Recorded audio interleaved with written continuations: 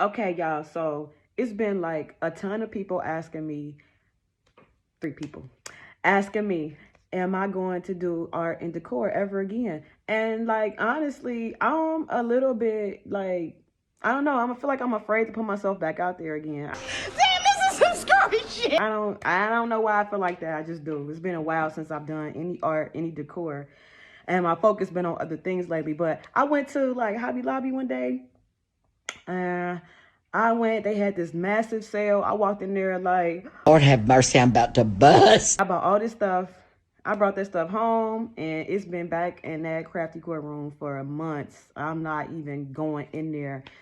And I don't know why, y'all just feel like I'm gonna be looking at it like, What kind of shit is that? I'm gonna post it, and y'all gonna be looking at it like, What kind of shit is that? and it's just gonna be an embarrassing mess. So I'm afraid. I ain't gonna lie to y'all. I'm a little bit insecure right now.